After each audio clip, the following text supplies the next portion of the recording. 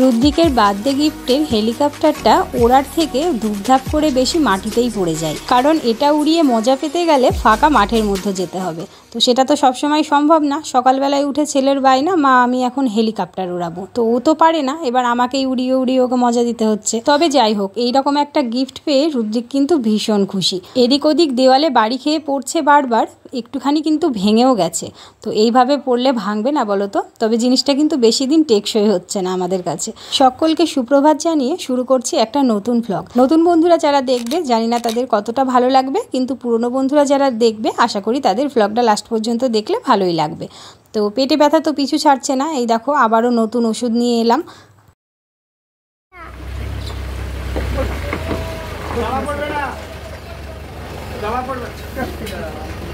আগের ব্লগে তোমাদের বলেছিলাম যে হার্ডওয়্যার্সের দোকানে যাচ্ছি।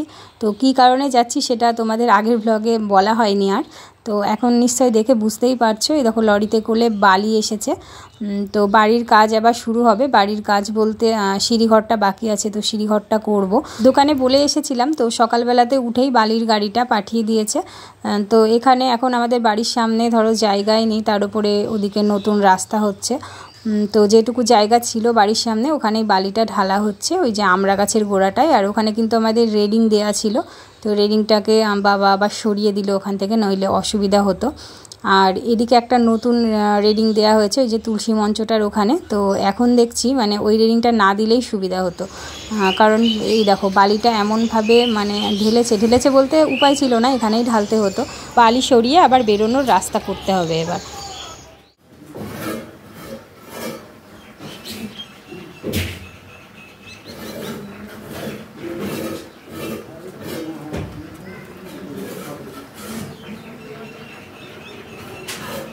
মিস্ত্রি দাদারাও চলে এসেছে। তো এদিকে সিমেন্টও পাঠিয়ে দিয়েছে। তো সিমেন্টগুলো এখানে দেখতেই পাচ্ছ জলের ড্রামের এপাশে ডাইনিং টেবিলটা ছিল, তো টেবিলটাকে ওই দিকে সরিয়ে দিলাম, কারণ এই দিকে বৃষ্টি টিষ্টি পড়লে এইদিকে জলটা আসে না, কিন্তু যেহেতু ওইদিকে জানালা আছে বড়, তো ওইদিকে সিমেন্টটা রাখলে যদি বৃষ্টি আসে তখন আবার বৃষ্টির ছাট লাগবে, যার জন্য এখানে রাখলাম। আর ওদিকে আমি রান্না চাপিয়েছি। তো ভ্লগটা মোটামুটি আজ থেকে 15 দিন আগের ভ্লগ তোমরা দেখছো। তো কি রান্না করছিলাম সবটা হয়তো মাথায় নেই, তবুও যেটুকু আছে তোমাদের বলে দিই। খাসির মাংস করেছিলাম, আর মিস্ত্রি দাদাদের জন্য রুটি আর কাঁঠালের ঝাল।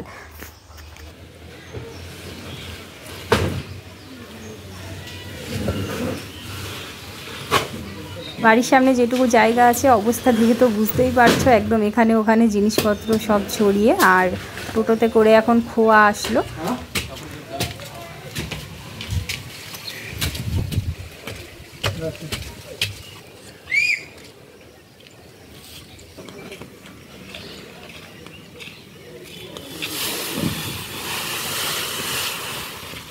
তো রান্না বান্না শেষ করে এইমাত্র ছাদে আসলাম। আর ড্রাগন ফলের গাছটা সিঁড়িঘরের নিচে নামানো ছিল, তো এখানে ছাদের উপর এনে রাখলাম, কারণ ওখানে কাজ হচ্ছে, এখানে তো আর রাখা যাবে না।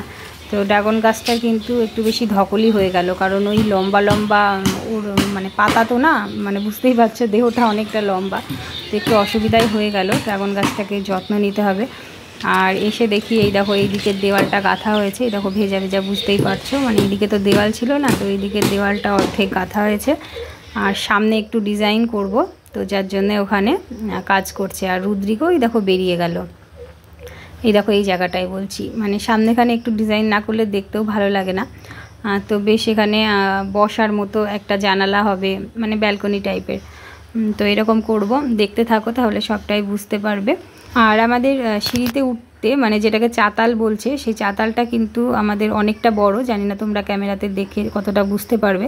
তো ওখানে কিন্তু একটা ঘরের মতনই হবে, মানে ওখানে চৌকি রাখা যাবে এমনটাই জায়গা ফেলা আছে ওখানে, বুঝলে। তো ব্যালকনি যেখানে হচ্ছে মানে ওই জানালাটার ওখানে একটা চৌকি রেখে মানে ছোট একটা ঘরের মতো হয়ে যাবে। মানে এই দেখো এই জায়গাটার কথা বলছি আমি, ওপাশেও খানিকটা জায়গা আছে।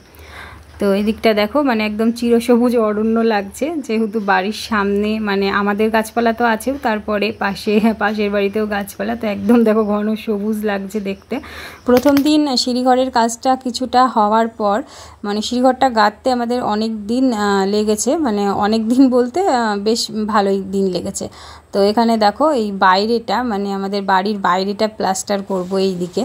তো এইদিকে প্লাস্টার করতে একটু অসুবিধাই হবে, কারণ পাশের বাড়িতেই দেখো ঘর দেখতে পাচ্ছ, ঘর করা হয়ে গেছে। তো যার জন্য এখানে এইভাবে মাচা করে, মানে ছোট্ট একটু জায়গার মধ্যেই মিস্ত্রি দাদাদের একটু অসুবিধাই হয়ে যাবে, তো ওরা প্লাস্টার করবে। তো এখানে এই দেখো এরকম দুটো বসিয়েছি যাতে দেখতে ভালো লাগে, দেখে বুঝতেই পারলে কি বলে ওগুলোকে আমি জানি না। তো জানালার সাইডে লাগালে দেখতে ভালো লাগে বেশ।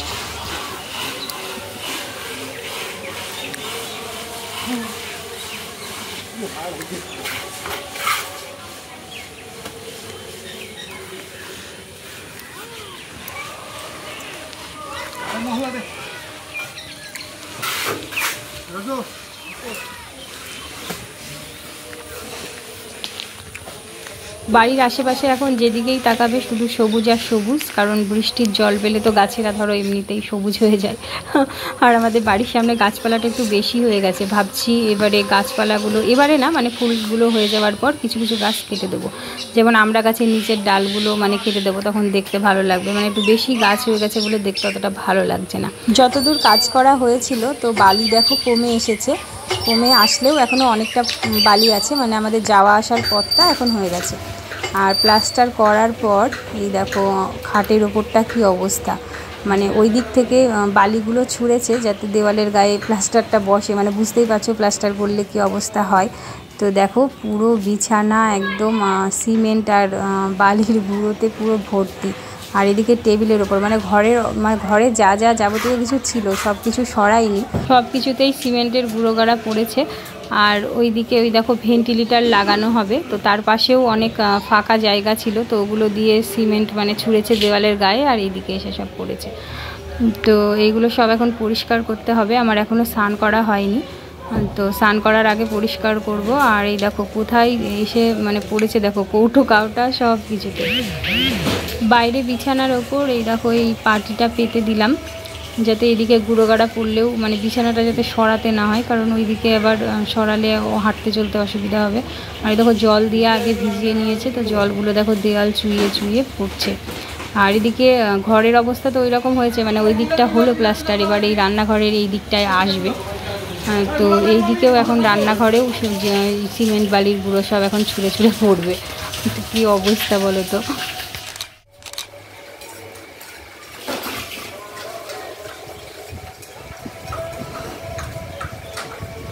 এর দুটো ভ্লগ, আর কালকে তোমাদের যে ভ্লগটা দিয়েছি, তো পরপর 3টে ভ্লগে আমার কপিরাইট এসেছে, কপিরাইট ক্লেম যেটাকে বলছে। তো ওইগুলো গান তারপরে যে ভ্লগে যে মানে মিউজিকগুলো ব্যবহার করি তার জন্যই আসে। তো জানি না আবার এই ভ্লগটাতেও কপিরাইট ক্লেম আসবে কি না, মানে কপিরাইট ক্লেম আসলে কিছুই হয় না, তবুও মনটা খারাপ লাগে, আবার কিছুই হয় না বললেও ভুল হবে, কারণ যে 3টে ভিডিওতে কপিরাইট ক্লেম এসেছে সেইগুলোতে বেশি ভিউ হয়নি দেখছি, মানে এমনিতে ভ্লগ দিলে 100-র ওপরে হয় ভিউ এখন, কিন্তু সেগুলোতে আবার দেখছি 100-রও কম ভিউ হয়েছে, জানি না পরে আবার বাড়বে কি না। ওই জন্য আমি এই ভ্লগটাই বেশি মিউজিক ব্যবহার করলাম না, শুধু প্রথমেরটুকুই করেছি, তো ওটাতেও যদি কপিরাইট দিয়ে দেয় তাহলে আর কিছু বলার নেই আমার। ফলটা খেয়ে বেশ শান্তি পেলাম, তো তারপর একদম ফুল এনার্জি নিয়ে ঘরদোর সব পরিষ্কার করে নিয়েছি, বিছানা চাদরটা পাল্টাইনি, মানে উল্টো করে পাতলাম, সিমেন্টের গুঁড়োগুলো সব ঝেড়ে ফেলে দিয়ে উল্টো করে পাতলাম। তো ঘেমেও গেছি, দেখছো নাইটি টাইটি সব ভিজে গেছে। তো এখন যাব স্নান করতে, ঠাকুরের ফুলটা আগেই তুলে রেখেছি, আর স্নান করতে আজ অনেক দেরি হয়ে গেল, বাড়িতে কোনো কাজ হলে না এইরকমই দেরি হয়ে যায়। অনেকটা দেরি করে ভাত খেতে বসলাম, তখন ঠিক কটা বাজছিল আমার মনে নাই, আর আমি সম্ভবত ভাত না খিচুড়ি নিয়েছি, যাই হোক ভাতই নিয়েছি দেখা যাচ্ছে, মানে বললাম না তোমাদের অনেক দিন আগেকার ভ্লগ, আমার মানে পরপর ঠিক ঘটনাগুলো মনে নেই। তো ভাত ছিল, ডাল ছিল, আর হয়তো কিছু একটা তরকারি ছিল, তো আমার মনে নাই। আর টেবিলের উপর দেখতে পাচ্ছ একটা বালতি, তো সেদিন মিস্ত্রি দাদাদের জন্য মা খিচুড়ি করে দিয়েছিল, খিচুড়ি আর ছিল ডাটার তরকারি, মানে ছ্যাঁচড়া মতো একটা তরকারি, আর পাঁপড় ভাজা একটা। আর বেশি বড় করব না, কারণ ভ্লগ বড় করলে আমারই সমস্যা, কারণ 10 মিনিটের কাছাকাছি ভ্লগ আপলোড দিতে মোটামুটি সারা দিন সময় লেগে যাচ্ছে। তো নেটের অবস্থা, নেটের স্পিডের এমনই অবস্থা, জানি না আগে খুবই ভালো চলতো, হঠাৎ করে এই 1 সপ্তাহ ধরে নেটের এই হাল, তো গোটা একদিন লাগছে ভ্লগ আপলোড করতে, কি করব বলো, ওই জন্য ভ্লগটা এই পর্যন্তই থাক। তো খেতে খেতে দেখো উঠে চলে গেলাম, মানে কেউ ডাকছিল হয়তো। আর এখানে মায়ের পুজো দিয়ে দিয়েছি, সেটা আগে দেখানো হয়নি, ওই জন্য পরে দেখিয়ে দিলাম। আর এরই মধ্যে চলে এসেছে ঝমঝমিয়ে বৃষ্টি।